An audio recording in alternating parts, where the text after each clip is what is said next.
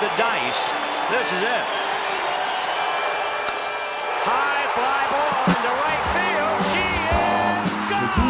Campanella talking baseball. The grand salami. Willie, Mickey, and the Duke. Welcome to Fed Up, the #1 podcast where you can get up on all things Federal League. I am your host, Josh Stoll. Wanted to reach out to our listeners and just say a special thank you, not only for listening, but for keeping us accountable, for seeking us out, knowing our schedule. And my sincerest apologies for being a little late with this episode. We did run into some technical difficulties, which I am happy to announce that we got ironed out. Got a fantastic episode for you today. Former Major Leaguer and current Tonka Bay Laker, Jim Brower, is our guest. As a special thank you to our listeners, we're going to drop an exclusive All-Star edition of Fed Up. We're going to highlight the rosters. We're going to talk about each of the All-Stars who have been selected by their teams. We're also going to include, as a part of that episode, a complete scoreboard roundup and our newest Fed Up Power Rankings. For today's episode, let's get right to the guests because I spent quite a bit of time talking with Jim Brower, and it was just a really fantastic interview. He's got a lot of great stories. He's a great storyteller, so I want to give him as much time as we can. In fact, we may have to have him on again as a guest. You can tell there's just so much that we left untapped. But without any further ado, let's bring on Jim Brower, the former Major Leaguer who played 9 seasons for 8 different teams, had 65 career decisions. He is the founder of Brower Baseball. He's a husband. He's a father. As mentioned, he's a Tonka Bay Laker. He's even got a couple of World Series rings. Let's bring him on. Well, it is my pleasure to welcome perhaps one of the most decorated Major League players the Federal League history has ever seen, Jim Brower, to the podcast. Jim, welcome to Fed Up. Thanks for having me. You've been around the game of baseball nearly your entire life. You played on a lot of great stages. I'd love to cover, some of the stops along your career, but perhaps maybe one of the first big stages you played on was back in the Little League World Series. You played on the 1985 Minnetonka team. What do you remember about that? It was back when there was still a Little League. So you had the 10, 11, 12, they all played together.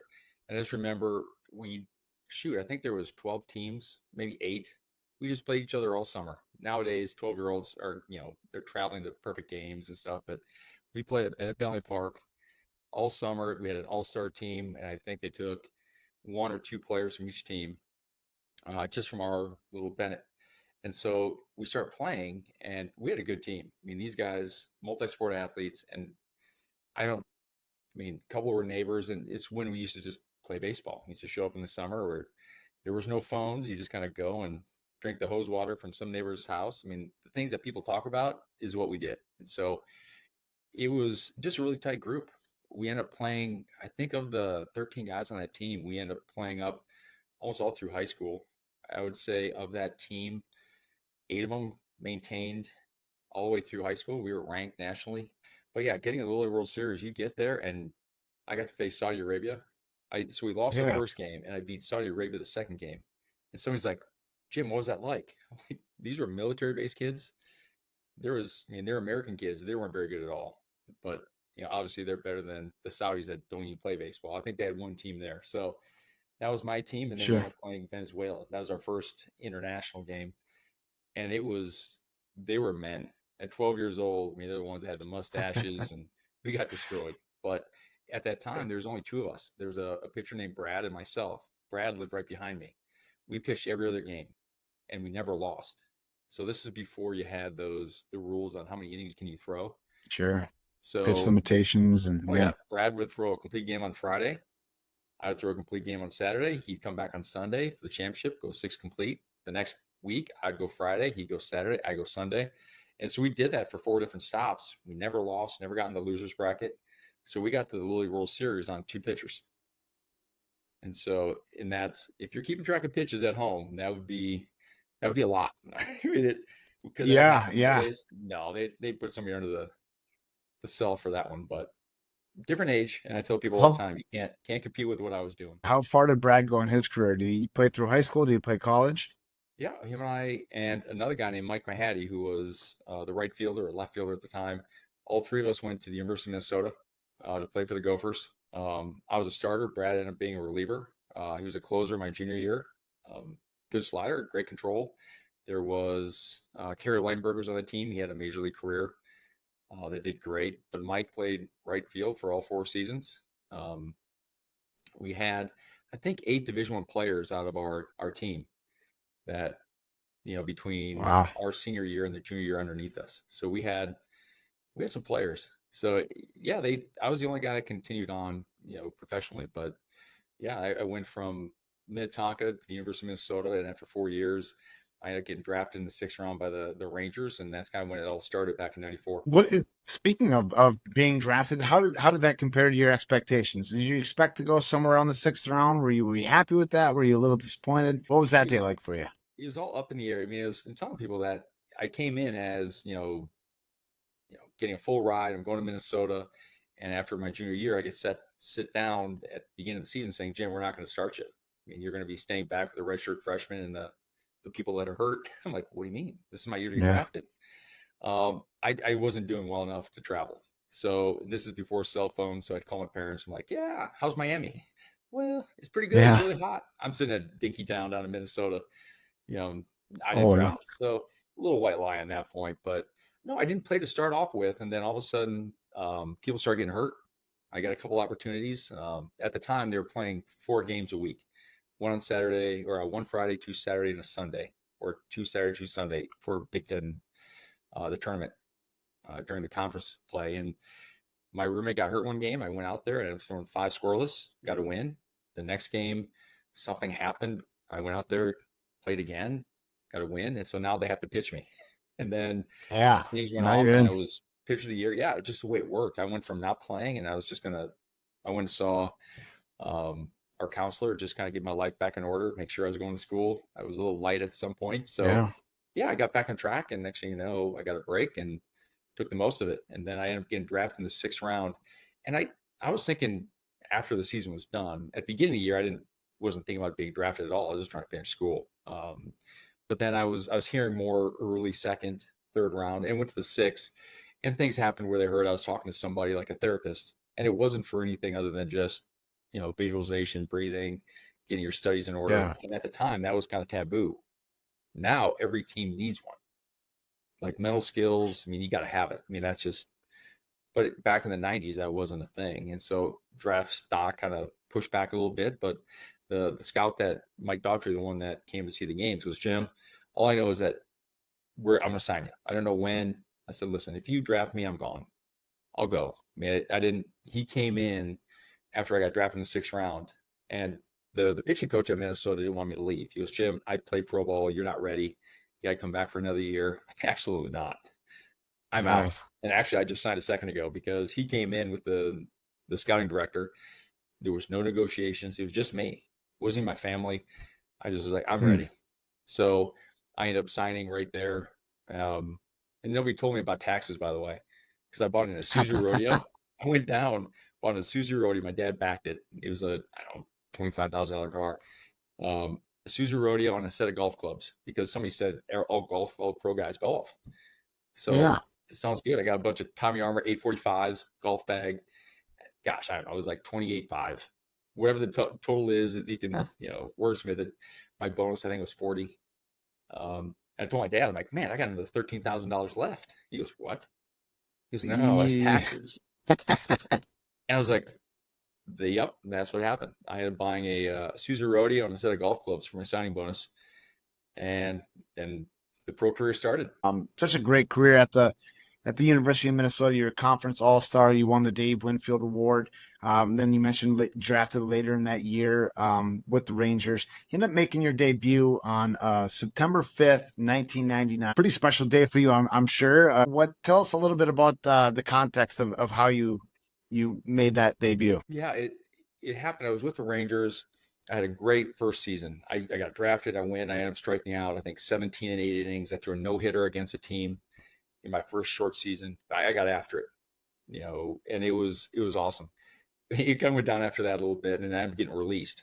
And I am getting picked up by the Indians, the team that I threw a no-hitter against 2 years before.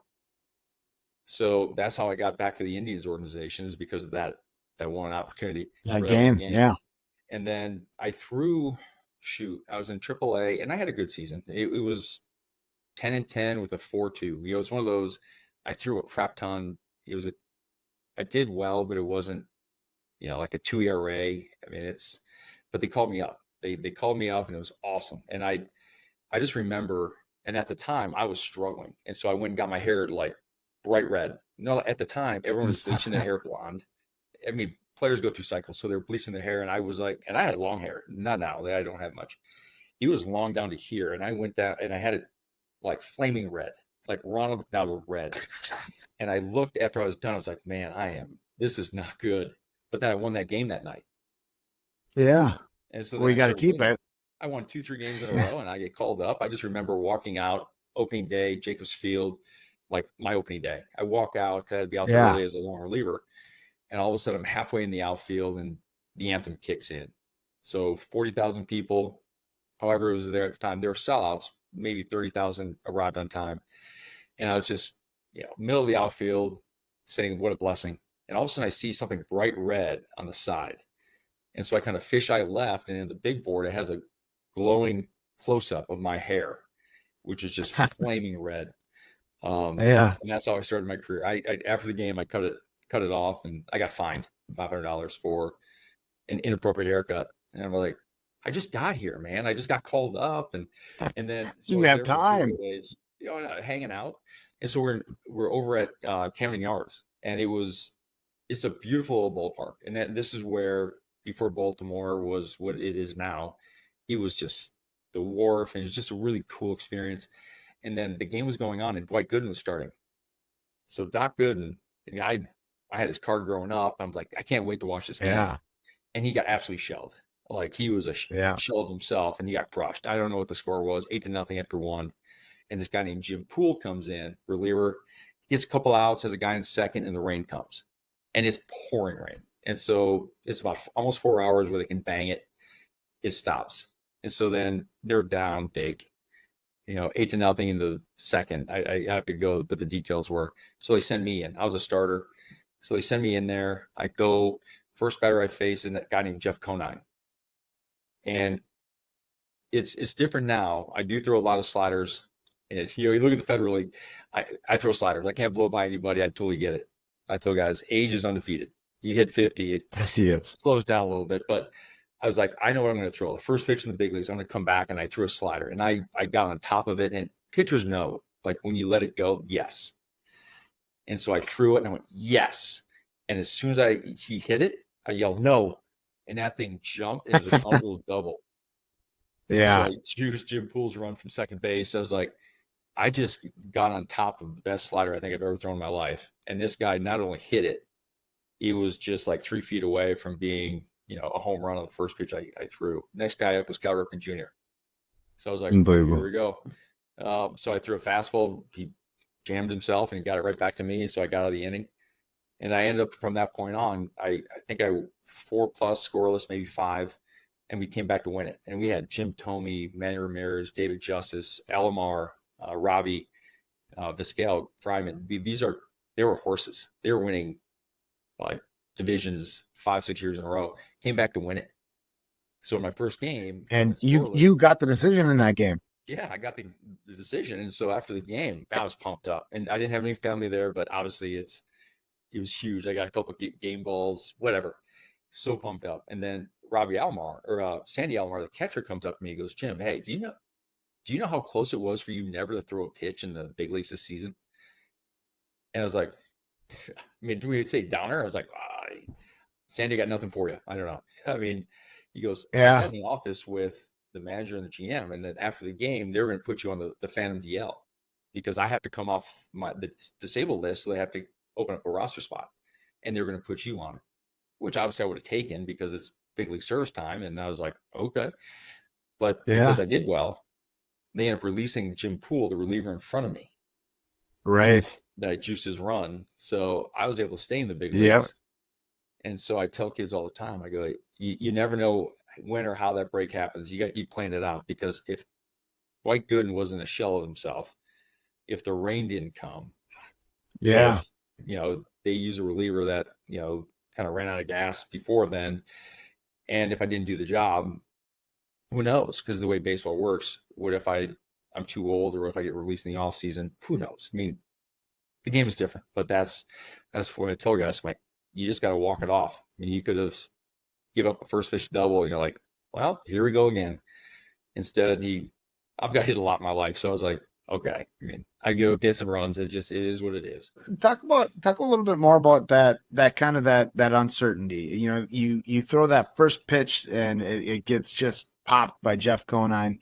And then kind of some of the transition too between the majors and the AAA, and it wasn't all smooth sailing for you, right? And there were moments did you ever have any self-doubt that kind of creeped in? Like, do I deserve to be up here? Am I good enough? Was there any of that ever you had to kind of fight through? It happens all the time, and I wish baseball was easier, but it's not. It's one of those, after being released in the minor leagues, they don't release you because they like you. And that's, I just remember sitting in the office, and I was a little bit of a jackass at the time, meaning I wanted to know who was against me. Meaning they came in, I just remember going on a guy named David Manning. He was a roommate of mine. I told my wife, Jessica, who was with me at the time, I go, hey, I'm going to go to the field. Dave Manning is going to get released. I go, so say a prayer for him. And, she goes, oh my gosh, I can't believe it. I'm like, yeah, I know. It's tough. I get to the field. It wasn't him, it was me. So I knock on the door, and she goes, Jim, what are you doing home? I'm like, well, it wasn't Dave. It was me. And it is hard, because who knows where we're going to go. I got picked up late by the Indians, and I was like, I'm going to give it a second opinion. And so you go down there. I was an extended with a bunch of young Latin players, and a guy got hurt, and a guy got called up literally at the same day. And it gave me an opportunity to go up. And I remember I had a couple starts with Akron in AA, and they sucked. And a guy named Joel Skinner, the manager, calls me and goes, Jim, you're about to get released again. So you need to appreciate just putting on your shoes today. Go out there and don't force it. If you don't, whatever pitch you want to throw, just throw it. Because at the time, my curveball sucked. My changeup was really good. But where I was, they kept making me throw this curveball. You need a curveball. So I said, screw it. I started just throwing changeups, when I say pitch backwards. And I think I won 10 games in a row. So I went from almost getting released for the second time to tops player of the month. And that's how things turn. And it's one of those, the appreciation that I tell kids all the time. The next pitch doesn't care. If you can throw the greatest pitch in the world, the umpire calls it a ball. The hardest thing to do is when you say shake it off, you got to, because there's another pitch coming. I've got hit harder than what I've ever heard of. But the only way you get past it is that you got to stop the here we go again. And that's what these young players have trouble with. And that's what took me years of battling, of trying to figure out how do I stop that talk of it's 2-0, here we go again, I'm going to hang it. Well, yeah, you're going to have to throw a strike eventually. If you don't get ahead, you're going to have to trust something's going to go over the plate. Hopefully they hit it somebody. But that's where I don't know how people do it without faith. And then I tell these kids all the time, I mean, breathing, the whole mental side of the game, it can be as goal setting. It can be when you get out there, what's your pitch routine? That's the biggest way that I'm able to help these kids through. When you get released, I work with them all the time. I didn't make the team I wanted to. I should have been in AAA. I'm in AA. Well, you don't know your opportunity, and it does push your love for baseball. I didn't love it all the time. It was kind of what I did, but I also knew that I always felt like there was more I could give. There's always something. So every year I tried to train better, different. Because I trained to be an all-star, even though it never happened. But I did it once, AAA all-star with the Yankees. After all this time, it took me attacking a mascot in a game. And so what was a game changer? A guy named Alan Jaeger, J Vance. You see him all the time. In 2005, I was with the Padres. I get shipped down. So I'm on the road in Tacoma, and beautiful stadium, Mount Rainier's in the background. And I just got sent down. It's a day game. I'm in a shitty mood. It is what it is. And we're down the left field line. I'm in the bullpen. I'm the oldest guy there by far. I'm 32. And I'm watching the game, looking down this way, and there's like a party deck behind us. And there's a chain link fence about as high as this, bench behind me. And so all of a sudden something grabs my hat and throws it. And so I'm like, are you kidding me? I mean, it's a minor league field, it's AAA. And so I went up and the field is right there. I grabbed my hat, I turn around, it's the Moose mascot.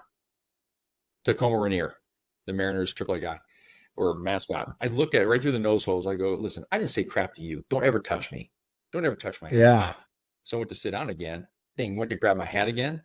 I took him by a shoulder and antler, and I started yanking him out. I started pulling the mask off. I was going to beat the living piss out of this thing. He was on. I mean, I just remember he was hung up on the net or on the chain link, and the manager was right, the third base coach looks at me and goes, "What are you doing?" And so I throw this mascot back, and the players, the younger guys, were all like starting to laugh. And so I do the dad voice. I'm like, "Don't you laugh!" And they all kind of put their hats over their heads, going, "What's going on right now?" And so I call my agent. I go, "Listen, I'm losing it here." So he goes, "Jim, you got to talk to somebody." I said, "I agree with you." So he gets me in touch with Alan Jaeger, and he has a book, Getting Focused, Staying Focused. So I knew him on more the mental skills, breathing, relaxation. How can you control it? And that was in 2005. Even though I didn't get much substantial time in the big leagues after that, way better pitcher. I mean, being able to slow things down. But it took Alan, who's still, a great friend today. I talk to him often, just about like training development, because he's all in, long toss and how do I stay healthy in a world that's all analytics, which was my day job with not just the Royals as a pitching coach, Cubs pitching coordinator in the big leagues. I was that go-between for analytics department, pitching coach. And so you're trying to find that balance between analytics, old school, long toss, arm strength, and actually getting people out. How do I do it more consistently? So Alan helped me, and that's where I use a lot of the information I do at either as a coach, and that's what I do, to try to get these kids in a way that I got help. So I would say that is, attacking mascot was a low time. I mean, I was struggling, but again, don't touch my hat. I mean, it's a simple thing, it's an unwritten rule. I mean, come on, Moose, you gotta know better than that. You mentioned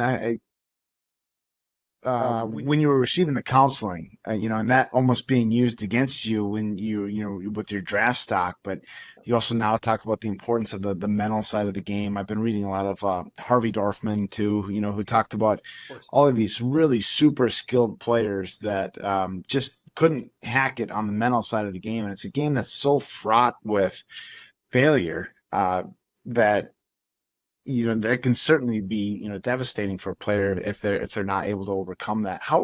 What advice do you have for some of the kids that come through your facility in terms of really trying to help them overcome some of those mental hurdles? It's a challenge. It's a challenge because I try to tell them, put blinders on. Social media, and they think everybody throws 90. I mean, everyone has these expectations of what they should be.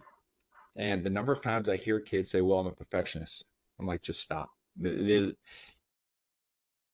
can't do it. There's nobody's going to throw all strikes. Umpires are going to miss things. Everyone knows it. So you have to internalize that. And the only thing you can do is control. When they say be present, I mean, when I was with the Cubs as a pitching coordinator, that part of what we did is we tried to do standing meditation during the national anthem. We're trying to get a piece of, for 10 seconds, can you just breathe it out? Because you have to, as cheesy as it sounds, clear the mechanism. The game speeds up on you, man. And it doesn't matter how old you get. I get stressed. I get stressed in the Federal League. I mean, I have expectations, and I had somebody on the team, they videotaped me. Like, "Jim, hey, here's your last pitch." I looked at it and I'm like, "Is that in slow motion?" He goes, "No." Like, don't ever record me again. Because in my head, I'm throwing 100%. Sure. You should be firing right now. And that's not fire. I know that. And, but I tell these kids, I go, you can't be perfect. You're going to have these games. And I have expectations that when you're in Little League, you have to give yourself some grace. So if you think about, I had a bad game. Okay, what are you going to do to fix that? So you write it down. I'm a big believer in, at the time, you kind of react and you do the best that you can. But after the game, what could I have done better? Did you get nervous at the plate? I go, write it down. I go, because whatever's chasing you, whatever demon you think you have, like, I don't want to get hit. If you don't turn around and face it, it's going to keep chasing you. I go, so if you get worried that I'm going to lose it and throw balls, well, balls are just part of the game. And so I say, write it down. And then the next bullpen, you have to do what John Smoltz told me. You have to train to a level where that fastball away is like a 2-foot putt or a free throw. You have to make it, because these kids are so scattered. They all want a slider. They all want, how hard can I throw it? And I'll say, just simplify it. What pitch is the hardest to hit? And they all say fastball low and away, because you have to stay on it. You have to drive through it, all sorts of things. I said, great. So here's what we're going to do. How many out of 10 can you make? How many out of 10 can you hit? Not just on the mid, but in the range. And so I start getting them to have a little different focus. And then that's how, on the mental side, how can I get them out of it? I change their focus from their feelings to an actual spot. We start working on our vision. Where are you looking? So if every time you see me throw, I found my spot on the ground, I take my breath, and I look up, I get my sign, I look down as I come set. I go, what I'm doing is I'm playing a game. I go, on the mound, that's the only thing you can control. Control your breath, control your eyes. And I'll get 12 and 13-year-olds, once they've gone through the program, it's not just get better, more repetitive mechanics. It's learning that, they put the time in, and they feel like they deserve to have success because I'm working my butt off. Sure. And they have the tools to kind of slow it down a little bit, so to speak. But if you don't, the game eats you up. I mean, I talk about pitching. To me, is harder than hitting on the mental side, because if you have a bad at bat, you swing and miss 3 times, you sit down, the game continues. Now you're in a bad place, but the game forgot about you. When you're pitching, it's ball 4, it's ball 8, it's ball 12. You better figure something out quick, because it gets pretty. The spotlight starts turning up, and so you're like, I don't want to be here. And you get these 10, 12-year-old kids that, I mean, I don't want to get hit. I don't want to walk people. I mean, they have all these different things going on, versus here's what we're going to do. You're going to come set. You're going to take a breath. You're going to look, and you're going to let it eat. What if it's the ball? Chiropractor was here. Earlier you mentioned a line from a Kevin Costner movie, that Clear the Mechanism. That's one of my favorites for love of the game. There's another Kevin Costner baseball movie, Bull Durham, and there's a scene in that movie where they're in the minors. They're on a bus, going to some small town to go play, and the team finds out that Kevin Costner, his character Crash Davis, was in the show. And the guys all lean in, you were in the show, and they want to hear all about it. Right? So now we have a virtual bus load of Federal League players listening in right now. Tell us what it was really like playing in the show. I mean, what was the experience? Try and help us live it as close as you can, because I know so many of us dreamed of it, but would love to hear what it was exactly like. Well, I was released once. Through my career, traded 3 times, released 3 times. I kept playing until there was a jersey, because playing the big leagues is worth the effort. It's worth, when you get up there and, all the stress that I get called up for, maybe the 7th time, I'm fighting and clawing to get back to the big leagues. You go to the Yankees clubhouse and you see Jeter and A-Rod, Cano. And then when you feel like, and Roger Clemens, my idol, is sitting in there. When you see that, and you're in this place where Babe Ruth was, and Hank, all these greats have gone through there. You go out there, and the fans are there for you, not me necessarily, but for the Yankee, the pride of the game. They just want to see the pinstripes. And so when you go out there and see these Mariano Rivera playing catch with him, and just talking baseball, I mean, I grew up obviously just idolizing, the Twins growing up through the World Series in 87 and 91, and just, this is what I want to do. And the balls every day, they were brand new. Every time you threw, the coaches were there for you. If you need anything, you go to the clubhouse. Hey, I want to go to dinner tonight. Can I get reservations at this place? Absolutely. So they hook you up. You get in the cab. People know who you are. Is it worth it? It is. It is. Now, everywhere you go, you get a "you suck." So somebody's asking me, I'm used to in the big leagues, if you go to a ball game, even as a coach, if you don't hear you suck, then you're not playing pro ball. But yeah, in the major leagues, I just remember like in a clubhouse in San Francisco, I just remember walking in and Robin Williams was in there and he's going through all Super cool. this skit. Like he had all these like voices and he'd do, Mork and Mindy and I'm watching him and he's just rolling. I'm telling you, when you say talented, that guy, he just didn't stop. And I was like, this is amazing. I remember Danny Glover was in there. We won a game and I'm walking right next to him and he went out and goes, JB, great game. So I got like a little, this guy knew who I was. I'm like, are you kidding me? He knows who I am. Man, my wife, but there's stuff like that the memories, seeing these people walk through the clubhouses, whether it's the Beckhams, Hugh Hefner, you see these guys, you're like, wait a second, play in LA. I'm like, who is that? And you see these stars and you go out at night and it's, you coattail along. Like for me, it's a coattail along with the guys that are like the Barry Bonds, the ones that have played in the league long enough to get the millions. And that's part of one of my favorite stories was David Justice. I always have to set up the David Justice story. He is, at the time, he was huge. He came from the Braves. I think the highest paid outfielder at the time. It was my first big league spring training. So I was going to be the first one in the clubhouse, last one to leave. So it was like 5 o'clock in the morning when we were in Florida. I had a hoodie on, flip-flops. 5 o'clock, I'm just shuffling in. A Porsche comes flying up behind me. And I was like, what? It was close. And then David Justice gets out of the driver's seat and he's like in a suit, diamond earrings. And I'm like, he's 6'4", 6'5", and just he looked like he came out of a business meeting. And I'm just like a scrub. Halle Berry gets on the passenger seat. Nice. And I was like, why? We say beautiful. I'm like, I just saw her in Swordfish the other night. I'm like, oh. And so I get in the clubhouse. She's got a pretty memorable scene in that one. Exactly. I didn't want to say anything at the time. I didn't know what your audience was. I was like, I saw that. So I'm in the clubhouse and I was like, and I'm a nervous talker to begin with. So it was just him and I. And I look over. I'm like, hey, DJ, you got a tough life right there, huh? Yeah. And he looked over at me and he stood up. He goes, you like that? You like that girl, like that car? Work harder, play better. Turned around and bolted. And I was like, holy crap. I just pissed off. I'm just the first. I'm a rookie and this guy just blew me up. And I was just, it was a crap comment. I totally get it. So I was waiting all day to say sorry. Yeah. So finally he's by himself. I went out as a DJ. I'm sorry. I didn't mean to disrespect. It was a jackass comment. It's small talk. That was all it is. He goes, what did I tell you? What did I tell you?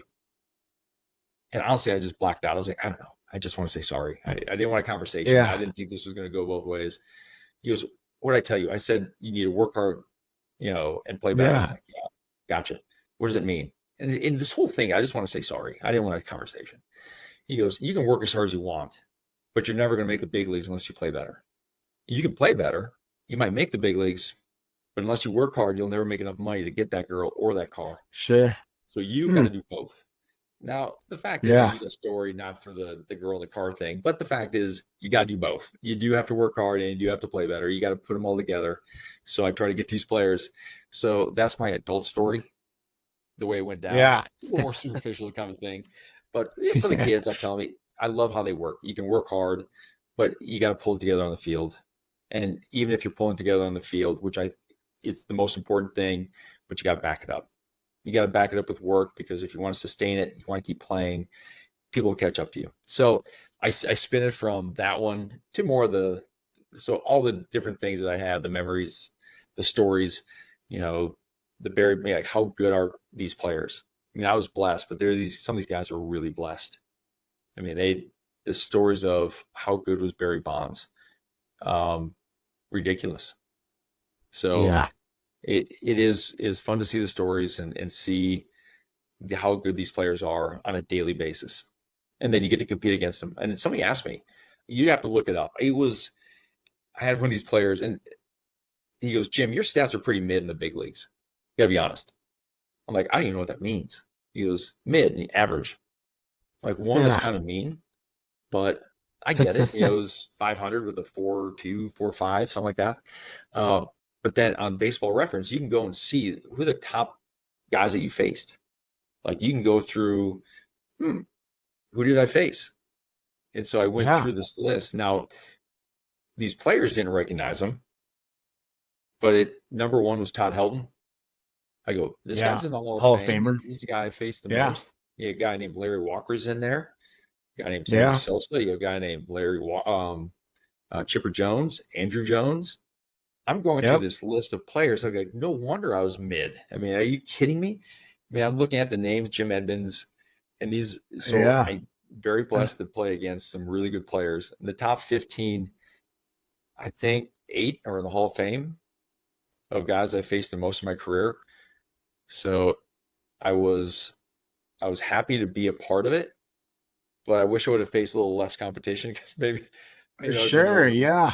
But no, it was, and I had no idea. I mean, until these stats came out, we didn't have stats like that. I mean, I knew I pitched in 89 games in the season, 10 games straight. So Yeah. these guys came in 2004 with the Giants. They're like, oh yeah, I threw 2 games in a row. I need 4 days off. I'm like, I threw 10 games straight. Yeah. Is that right or wrong? Neither. It's what the game is. If you don't like it, play better. And even if you get released and you go somewhere else and you keep pushing, and that's part of they talk about grit. You know, you can say all these are really cool words, but until you get punched in the face, you know, your best plan, you know, you're going to find out real quick, you know, if you really want to keep playing, because the game is humbling, you know. Yeah. Even now, the game does humble. Before you retired, you had an opportunity to play internationally for a little while. Japan, Italy, Venezuela.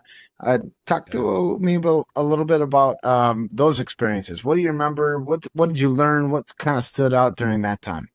It was awesome. Japan, what stood out is I should have been there years ago. I mean, that is such a unique spot. I mean, imagine playing for the Giants like I did. You go to LA, you go play 4 games there. You hate humanity. All they do is yell at you for 4 games. Right. And they hate you. Not just like, hey, you suck. No.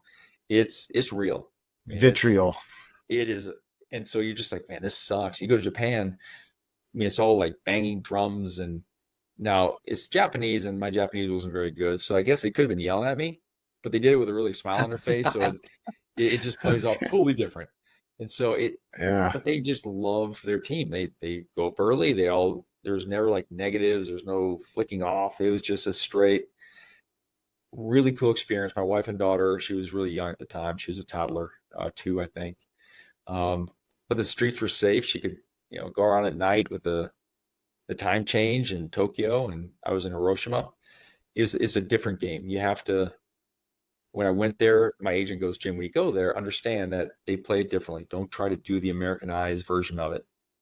I said, okay. Example, what does that even look like? I remember it was a guy in second, and it was a 3-0 count, and I got a pitch out. I stepped off. I was like, what? So I came set. I looked, and he gave me a pitch out 3-0 with 2 outs. I was like, came set. I'm like, whatever. I'm going to do whatever they say. So I came set. I threw a pitch out. Obviously, it's a walk. The guy did not steal. Next guy, I got out, and the next day, I walked by the manager, and I did a courtesy bow. And he's actually American, so I said, good morning.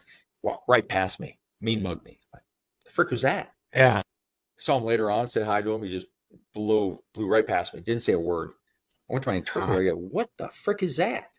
And he goes, he's not happy with you. And so in Japan, the culture is that they're not going to talk to you. You have to introspect and figure out what you did wrong. I said, that doesn't work for me. And in the States, if you do something wrong, they're going to let you know as soon as you walk off the mound. Yeah. They're going to let you know now.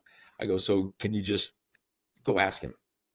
He goes, well, I don't really want to because they don't want to have issues. I go, Right. Go ask the manager, what the frick was it? Came back Yeah. and he goes, he wasn't happy that I walked a guy. I go, are you serious?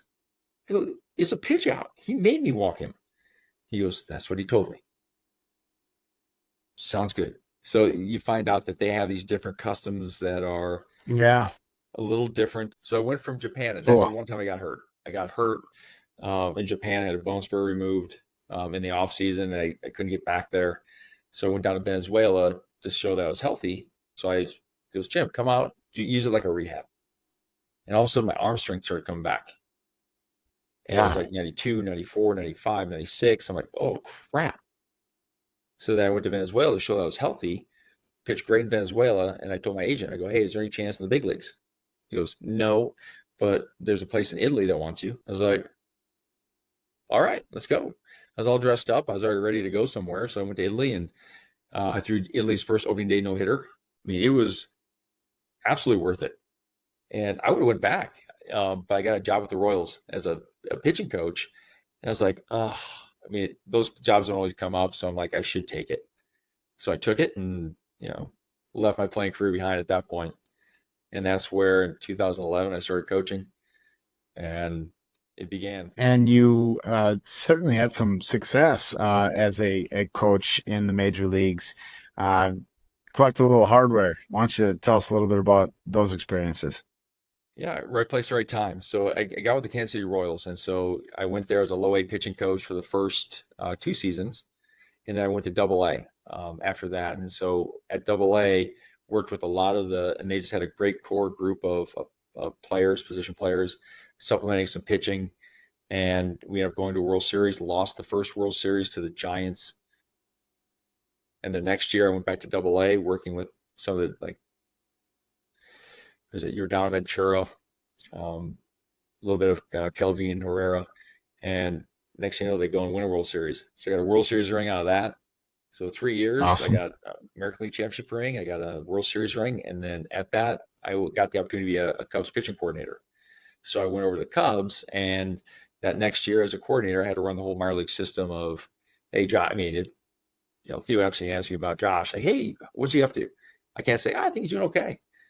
I have to say, hey, what's his breaking ball looking like? What's his analytics, ET? I mean, I have to know how's he swinging it, all of it. But we won a World Series, and at that point, I had one more season with them before I went to the Mariners as a assistant pitching coach on the bench. So as a major league pitching coach, I took the analytics from the front office, trying to make some sense out of it, and work with the players as that go-between to make some, because we had, when I say old school pitching coach, one that was more dedicated to on the field, rhythm, timing, the mental skill stuff that we talked about, getting prepared for the next game. My job was to make, are we going to, who's calling the pitches, set up the calling, we're going to pitch around this guy, what's going to help us with, matchups, this guy's going to go 2 times through the lineup. I don't care if he has a no-hitter, this reliever's coming in. And it hurts my soul, it's just part of what the game was, that even if you have a no-hitter, there's games that the guy's coming out. That just will tell you the numbers. I think we did a nice job of balancing in a situation where it was so lopsided. It was all numbers, all Tampa Bay Rays stuff. Dodgers are cutting edge. I mean, you saw where the game's going, and the best teams are, it's crazy what they do. I mean, that is a rabbit hole of awesome. I mean, for me, I'm like, that's amazing. And they're not wrong. It's just, they said, you got in Vegas, you got the house and you got the bettors. We're the house. Yeah. We might not win that hand, but over time we'll have Taj Mahal built, and that's why the whole Ohtani thing. And it's, some teams are playing checkers, others are playing chess. Yeah, this is such an interesting way to look at that. I think there are some purists that say, throw out the numbers or throw out, some of these shifts, but certainly the numbers don't lie. And a line that I love that I've used on our podcast before is, as stats are like bikinis, they show a lot, but they don't show everything. And certainly they can be used to gain a competitive advantage. And I can only imagine some of the advanced metrics that they're using. Well, there's different ways to look at it. I mean, it's such a big umbrella for analytics, and even the old school, because I had to do a lot of coaching talks, and I still do it now. And people are like, pitching metrics, all stuff that I use at the facility. Is it too much? For some, absolutely.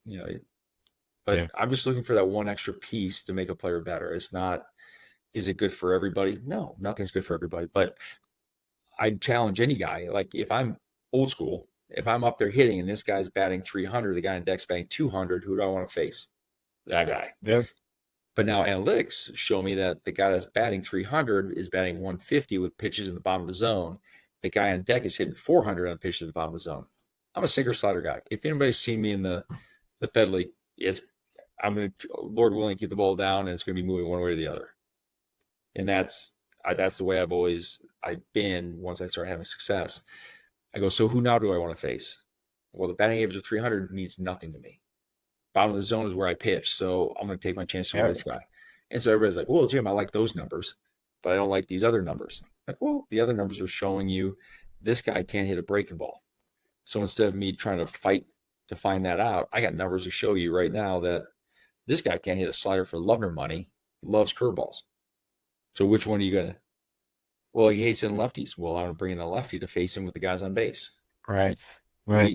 And so it's how you use it. At the end of the day, the GM is calling the shots. So when you look at the managers, very few managers create their own lineups. I mean, that's not the way the game has evolved. Right. Managers they're there to manage people. There's some in-game stuff that they can maneuver around, but for the most part, before the game, you're talking out all the scenarios. Up or down 3 runs, who's coming in this part of the order, this one. Okay, if we're out, by 8 runs, we're going to bring in the young Jim Brower just to eat up the innings, and we'll send it down after the game and bring up a new arm. Okay, that's everything was talked about ahead of time. So there's not a lot of surprises. So when things happen, like, why do they keep running that same dude out there? This is not working. It is 3 games in a row. Yeah. Can you not see it? Of course you can, but you got the analytics team saying, yeah, but over the last 5 months, there's no one better. Yeah. So we're going to play the house part of it and not just the day-to-day basis. And trying to make sense of it, Dave Roberts, the manager for the Dodgers, is my Dodgers godfather. So as good a friend as you're going to find.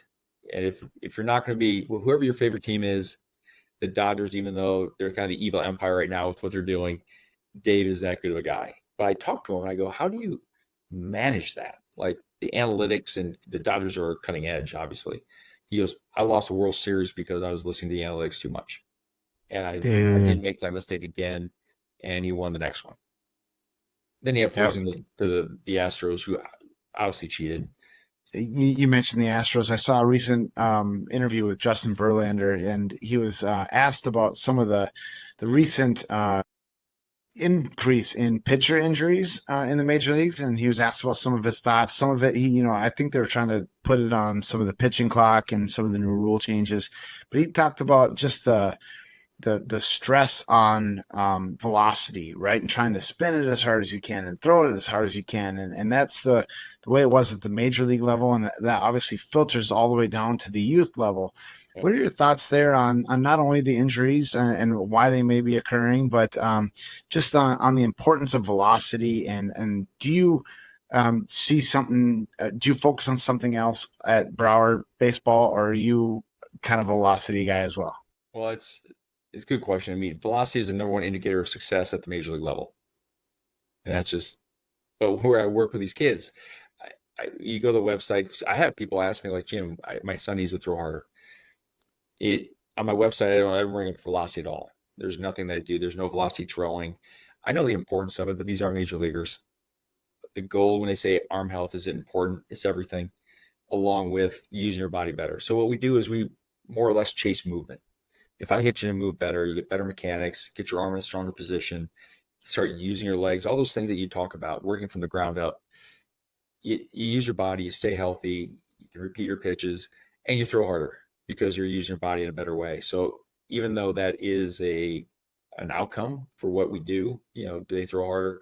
Yes. I mean, that's just part of what it is. But I go back and look at, why did I throw hard and my friends didn't? It is a biomechanical. I mean, I have a college program I'm putting on this summer. We'll bring in a guy that has 4D motion capture, and I'll put these players up there, and they'll pitch, and then it'll give me a breakdown of, show their bodies like in a skeletal view. And what it does, it shows me, where is he losing power? Where is he's being ineffective? And so what I do is I can put together a workout routine to help strengthen some of the areas that he's mechanically weak in. I can help give him some drills to help, hey, when you throw, your elbow is just too low. So we're going to do a couple drills to help get that arm up and lay back.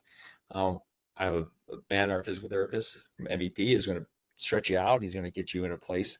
So I'll have 16, 17-year-old kids throwing 90 miles an hour because they're using their bodies better. They're working out more specifically. I mean, it's all very tailored for that. Now, it's a byproduct of it. I don't love it. I mean, people ask me, and I'm like, I threw hard, but I didn't try to throw hard every pitch. And that's what I would say that these kids do. Every pitch they throw, they're trying to just hammer on. There is no nice and easy. There's no BP fastball. I threw hard if there's a guy that was with 2 strikes, try to punch a guy out, or, if I didn't like him, you just kind of let it eat. Yeah. Other than that, you're there to get somebody out. You throw breaking ball down in the zone, you give them the chase, you take a little bit more off your changeup.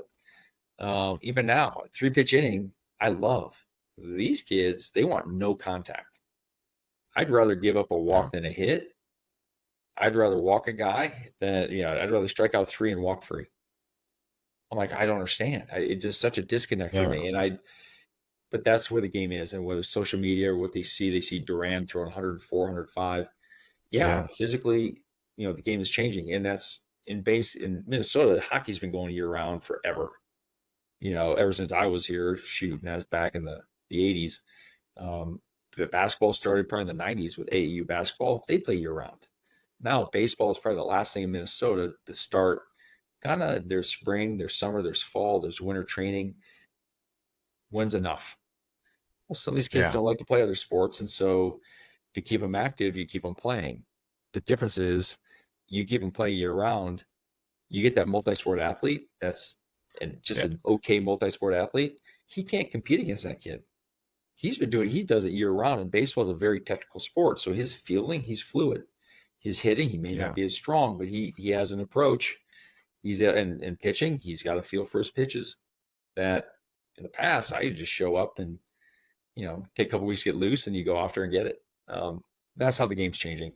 It's a year-round thing for most people because you can get scholarships, and that is worth money. Colleges are expensive, and if you can save some with baseball, and that's where I talked to a lot of parents about it. They're like, Jim, it's one, I want them to have somebody in college if they want to keep playing that they can connect with, easier college experience, if they can get some extra money because college is expensive, it's worth it. I'm like, no, I get it. Yeah. But that's also putting a lot of leverage on arms. I mean, I had 3 kids that from my alma mater that had Tommy John surgery. Yeah. None of them trained with me. They trained with me early, and then they go to a club team, and workload and overuse is a thing. And they're big kids. One's a second baseman that just didn't warm up before a showcase somewhere. But that's where you have to have good people around to help because they can get healthy. They can come back and, Lord willing, they learn kind of from the mistakes of either not warming up or throwing too much too quickly. But yeah, the injuries are a thing, but that's part of like in pro ball. I wish I didn't. Everyone's disposable for the most part. I mean, you get a couple of guys that you don't want to lose, but for the most part, in the minor leagues, that's why there's a minor league system. You're there to develop as many arms as possible. I remember I was with one organization, I won't say who it is. We did a velo program. They're like, Jim, we have 8 guys. We love them to death. They throw 87 to 92, can pitch their butt off, but if they don't throw 95, they're out. We're going to release them. So I talked to them. I go, hey, you guys, we're gonna do a gas camp. You're gonna go down there. Your one job is to sit 95 miles an hour. If you don't, you're gonna get released. Do you want to do it or not? All 8 were competitors are like, let's go. Every one of them went down there with the intent just to crush. And after all was said and done, the next spring training, what were the results? Of the 8, 4 broke. Yeah. Tommy John, they broke. The next 4, 2 didn't. 2 actually got the velocity up, but when they came to spring training, they didn't maintain their workload. So they went back to 90 because just because you throw 95 doesn't mean you're going to stay there. You got to work whatever you did to get there. You got to maintain it. They didn't. They got released. So we had 2. So the 2, they went off. They played. One guy got traded for a value. He was just a guy like a free agent sign that they got a really good value out of. And the GM at the time goes, You gave me 1 out of 8. I'll take that all day. Because rehab from a Tommy John is $150,000. So that's 4 guys. The other 2 were releases. One guy didn't turn out to be as, did never made it, but the other guy, we got a really good player and saved millions of dollars on by developing that one player. So when you look at the major league level, what's their value? Their value is, can I prop up that one player? And to be honest, those other 8, they went down swinging. And as a competitor, if I said there's a 1 in 8 chance you can do this, there's a chance you pitch in the big leagues. And like I said back in a second ago, it's worth it. The big leagues is worth it. I'd rather pitch in the big leagues or be broken on the couch. I'll take it. I'll ride it out. Because it's not just a dream. It is now the money is fantastic. When I got called up, I think Major League minimum was $130,000. Again, I'm not going to say it's not a great salary, but it's now $750,000, I think. I mean, it's just a different the way everything is. And so, am I jealous? Heck yeah. I'd rather be golfing right now than working. I do love my job, but that's where the game has changed, and that's why it is worth for these kids to see how hard can you throw. I had 7 seasons in the big leagues. Well, 9 seasons, almost 7 years total. It's worth fighting for. Now, if that was nowadays, that's a different pay scale. I mean, that you're in a different world, and so I tell these kids that want to play, fight for it. Do you feel the art of pitching is kind of going by the wayside with the focus on velocity? You don't see, at least maybe that's the social media aspect of the game, but like a Greg Maddux, right? That was focused on spots and hitting locations and outthinking, the hitter. But now it's just, rear back and throw and try and blow it by somebody. Do you kind of see that as a trend as well? It is. And that's where the injuries come from. I mean, and you can go with the swings. I mean, how these guys aren't able to go the other way drives me absolutely bonkers. They're good enough to pull it off. They pull it off. Why?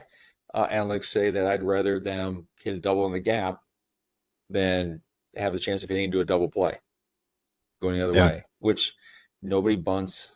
So when you say the game has changed, it has. I mean, it's gone into a very physical.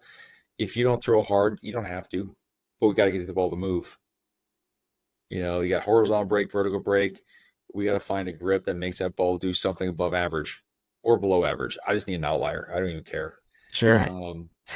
You could have a unbelievably bad breaking ball and you're not going to get hit. That's that whole backup breaking ball concept. I've seen guys have success with the pitch. I'm like, that thing sucks. But they throw it up there. If you're hitting against it, you're like, I see a slider. You go to get it, and the thing just flattens out, and you just miss it. You're like, that thing sucks. But it's such an outlier. Hitting is timing. Oh, it is. And so when you look at it, and that's like in the game, we don't pitch away, in a situation like, hey, we want him to pull the ball because we want to keep it to the right side of the infield. No. If a lefty comes up, if Rizzo comes up, well, Rizzo's different. He's a gamer. But for the most part, you get a Baez. Baez is not going the other way. He's going to come unglued every time he swings. If there's a runner in scoring position, you're like, ooh, I want to get a ground ball. No, you just throw something in the dirt, he's going to swing at it. What if I walk him? There's a chance. But you're just playing the numbers. I mean, at the end of the day, it doesn't matter what pitch you throw. And that's where the analytics come in. What's your strength against you? If you're batting against me, I know, the AI will say we've simulated 10,000 ABs against each other. And it's read that if I throw a slider down and in, you beat me more often than not. If I throw a changeup down and away, I'm going to beat you more often than not. So I'm going to throw 3 or 4 changeups in a row. And your job is to make the adjustment. If you do, you get me. If you don't, I'm going to keep throwing changeups because that's what the analytics say. But that's where the game's gone, to just straight movement. And you're going to stay with your strengths, which I agree with. If I'm going to go down swinging, I want to go down with my best pitch. But before then, why can't we pitch? First time through the order, I don't want to throw you my slider. Why? Because I might have to show it to you later. Now you have guys in the first inning. Again, I'm not talking Fed baseball, but I'm saying these guys aren't saving it. They're not trying to go 6, 7, 8 innings because that's not the way the game's geared. you're going to go as hard as you can for as long as you can. And that's where arms break, and that's where there isn't the pitchability. Well, he was late on that swing. They couldn't read a swing if you told these guys how to do it. I mean, was he late? I don't know. Threw a fastball and he fouled it off. Yes, he was late. Yeah. He hit the ball over there. Why are you throwing a changeup if he's late on your fastball? You just well, the catcher called it. Why the catcher call it? Because it said that every 0-1 pitch he only hits 0.58 on changeups. Yeah. Like, wait a second, that makes no sense in that at bat. But to them, it does make sense because every 0-1 count, if you throw a changeup, you just can't hit it. So that's where they play the game. And is it right or wrong? Well, we'll find out here in a pitch. We're not incorporating any of those types of analytics in the Federal League just yet, but your Tonka Bay Lakers are off to a really hot start. We've got you ranked 4th right now in the official FedUp Power Rankings. There we go. But how do you see the season playing out? Talk to us a little bit about how it started. So it's a new team for me. I was with the Chaska Voyagers for the last couple of years. They were awesome, but Troy Koenig he's not just on my house. I grew up at his house. His brother was the best man at my wedding, Yeah. so he's family. So he talked me out of retirement to go play, and he was playing for Chaska and for the Lakers in a different league. I didn't know enough about it. I just knew that the Voyagers let me show up on Sunday and pitch, and they put up with my story, Yep. and it was awesome. And then the Lakers joined the Federal League, and so then Troy goes, I've been on this team longer. I want to play with the Lakers and not the Voyagers. And he goes, Jim, I want you to play with on our team. Like, sounds good. I mean, it's love Chaska, but I started with you, and let's play this thing. So I get there, and yeah, they have Wolf. He throws hard. We don't have analytics and radar guns, and I'm very thankful for that, by the way. I don't even put in a bad mood, but yeah, I still think people are looking to find grooves and get some innings in, and a lot of summer left. I know we've had a ton of rain here in May and now into June, a lot of rainouts and a lot of teams with a lot of baseball left to play, but certainly look forward to seeing you and the Tonka Bay Lakers in the AAA playoffs if it shapes up that way, but certainly a 4-game lead right now in the division in the loss column and on cruise control seemingly. Well, we're 4th in the Fed poll.